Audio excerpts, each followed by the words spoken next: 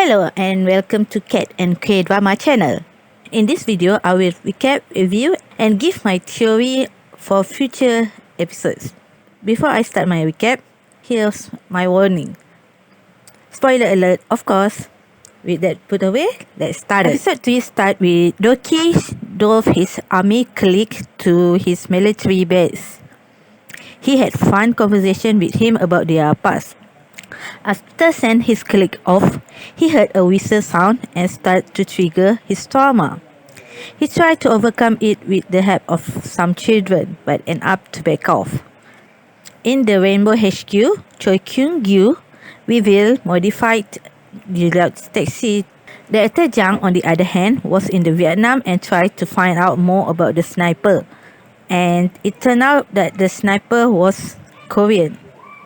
The member meet with On Ha-jun, who has been reprimanded by going about the taxi logbook. It also turned out that Ha-jun got a scratch on the taxi and asked Doki for help. Doki did kindly help him to resolve it. The scene changed to a railway station where a grandmother tried to end her life, but she stopped after she saw the deluxe taxi sticker on the railway. She then asked for help from the Rainbow team. The story started when a throat singer came to the village. He came to perform and selling lamps with a special feature. At first, he seemed to be friendly towards the elders. He then started to approach the grandma and even made her won a lucky draw. When the grandma pushed him away, the throat singer came to her and tried to be kind and friendly toward the grandma to the point that she regarded him as her own son. But she ended up scamming her by tricking her to make credit card and help him to sell the lamps, which turned out to be useless and broken lamps. The villagers accused the grandma to scamming them, while her credit card being used by the scammer and currently have outstanding credit card payment. The team started to investigate the scammer, whom purchased the broken lamp to resell it to the unsuspecting elders. The team went to Yongsori village to act as fellow villager. The member noticed that they chose a specific elder to win the lucky draw. They even tricked the elder that wanted to sign a paper and got their IDs. This was done to sell their personal data illegally so that they could register them into a new phone without their consent. Doki then found the telephone company that illegally registered the elderly into telco plan and destroyed all the documents and the gadgets there. Seo Jang, on the other hand, had a meeting with Bluebird Foundation volunteer, where their fund was decreased rapidly with the donor pull out. Then we saw Ha-jun come back with a broken taxi. Doki acted as a village mechanic to dub the villain trio.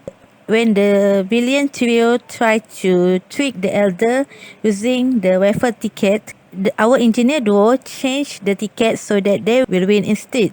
Doki even stopped the bad guy from making transaction using some unsuspecting grandfather card. The scene then changed at taxi company when Ha-jun wanted to find a lost item from a customer. Since he couldn't contact anyone because they were on a mission, Ha-jun ended up opening the staff-only room and managed to find the secret elevator. Before he could push the button, Seo Jang found him and made some excuse about the moving cabinet. In the village, Doki used Seo Jang as a bait to make the villain trio to target Seo Jang instead. Mai made an illusion that Seo Jang was rich guy whom left the city to live in the village. The guy keep on making move to elder Seo Jang but keep getting tricked by Doki while trying to find the hidden money. Elder Seo Jang found annoying that the villain trio keep on harassing him and asked Doki for help. Doki then set up a show with the reluctantly going as a singer. It also turned out that Doki was the one who persuaded Go-eun to be disguised as Yoon-yi, the singer. Elder CEO Jang pretended to enjoy the show and gave Yoon-yi aka Go-eun the money. The guy then asked Yoon-yi aka Go-eun to persuade the elder CEO Jang to give the whereabouts of his treasure. Both Go-eun and Doki lead them to abandoned quarry. There, their truck fall into the cliff. It turned out that the truck was the place where the hit villain trio hidden their money. Loki and the team stole the money and even plant a device that cut the brake so that it would slip off and fall into the cliff. The villain trio devastated since all the money was inside the truck.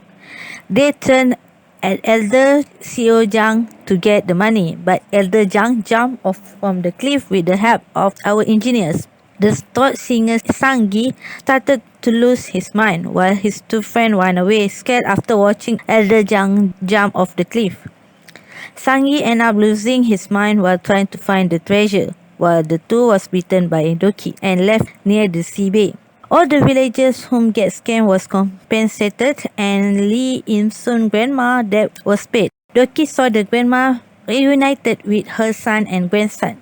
Back at the taxi company, when Hajun ended up enter the staff-only room again and managed to go down with the elevator. And shot with someone took picture of all the Rainbow team members. Personally, I think that episode 3 is kinda stale. It has too much focus on flashback and make the revenge a bit late. However, I think that episode 4 may make it up with more fun scene. But honestly, I wish the revenge plan is longer and being focused on. There was thing that I don't understand is why Yu Sang-ki target the most poor people in the village while he could target a better financial elder. Aside, is it really easy to apply for credit card in Korea? I mean, the bank did not do the background check on their applicant financial status because Lee In-soon grandma obviously doesn't have any money and backup financial. She didn't even had a stable job, no stable income. So how on earth that credit card company approve her applicant? So that's what make me confused about all the thing about the grandma signs for credit card applicant because it was pretty hard in my country to get a credit card, especially if you are elderly. I also think that this episode also being editing in a weirdly. There are a lot of singing scenes in these two episodes while I'm watching it. However, the audio for the singing almost instantly different from the audio when they were talking. And the worst part of it is some of the audio did not match with the singer lips. I think that the writer need to consult with Inkigayo PD how to make lip sync not obvious because the lip sync was obvious with the audio not match with the previous audio and the lips doesn't sync with the sound. Or I think the better solution is just simply took the audio live since the two actors did sing the song. It's just that they edit the studio version into their singing scene. I mean, it's better to make them sing live and just use their singing live instead. And another thing is the way that they did the revenge was entertaining. But the final punishment was not satisfying, at least in my opinion. Another thing is there was lack of action scenes from leejehoon, aka Doki.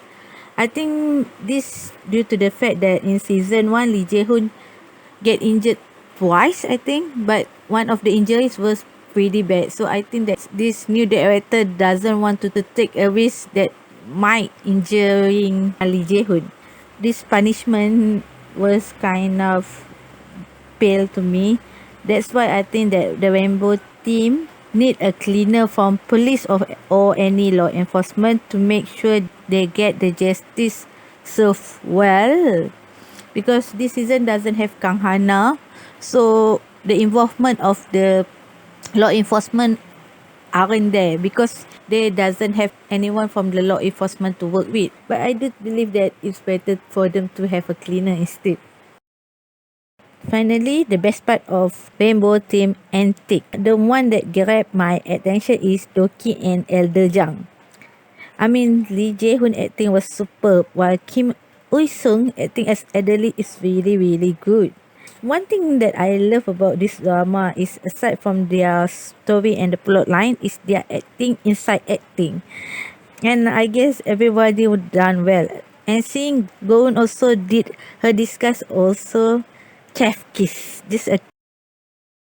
That's all what I think the bad and the best thing about Taxi Driver episode 3 and 4. Before I ended this video, I want to share with you guys my theory on this drama. But before I continue this, I want to tell that my theory might get changed based on the future episode. So my first theory is about on Hajun. Based on my last theory, I believe that the final villain is connected to Hajun since he came during the Rainbow Team member reunited. It was obviously done purposely. After watch episode 3 and 4, it even strengthened my belief. On these two episodes, he was snooping around to the staff-only room for the first time. Okay, fine. But second time, I even screamed in frustration when realized that CEO Zhang did not lock the cabinet after caught Hajun for the first time. Secondly, I saw on TikTok people point in the official poster for Taxi Driver 2, Shin Jae-ha was outside the taxi line unlike the remaining cars. Besides, in most of the teaser, it doesn't show him a part of the Rainbow Team to make him as apprentice for Doki. Third, on the opening, I just realized that someone smiled creepily behind Doki. The face seemed to be Hajun. So the question is why Hajun was there behind Doki and smiling in a rather creepy manner. Fourth, we saw he keep on trying to woo Doki, and as a taxi driver, he also kept getting on accident. Fifth, at the end of episode 4, the engineer duo realized that one of the taxi sound weird. This could be major hint as the car is probably owned by Hajun. And lastly, after Hajun managed to snoop around, someone took the picture of all the Rainbow Team member. Because of all this point, I think that Hajun is the sniper, but the camera guy at the end of the episode is working with the organization that Hajun worked. The camera guy wasn't the sniper guy, because I think that the camera guy is the actor that was present during the script reading. That's all my theory on Hajun as a final villain. So let's go to my second theory. Okay, my final theory is Doki faked his own death. If you watch my review on the final trailer, I did theorize about this scene. Why? Because Gowon is seen crying in the funeral clothes. Why I incline to believe this Doki faked his death might happen? This is because Doki met with his old military colleague, and I think it will be easier for Doki to fake his death with the help of his colleague to protect the Rainbow Team member in silence. Because we know that it's not fun on endgame in this drama since Doki playing with fire when he exposed the scam work syndicate. And why did I think that Doki military friend will get involved? Because like I said before, Kang Hana wasn't there. They didn't have somebody who have like governmental power or law enforcement power to help them. And because I think the final villain, aka the main boss of the villain, is someone that have higher ranking in the government office, because they managed to recruit the police captain into working with the scamming syndicate. So I think that the final villain is having a higher position. So Doki needs someone in the government sector, in this case with military, with the higher position to attack this organization. So the involvement of his colleague make more sense since we got introduced with his friend. Although I saw in TikTok people also believe that his friend was bad person, but I believe that his friend was actually the one whom will help Doki to fight with the final boss. Okay, that's all my recap, review and theory. If you love it, please like, comment and subscribe. Do help me to reach my goals to get 1k subscriber by this year, so that I could make a more weekly ongoing drama review like this too. Thank you. Bye.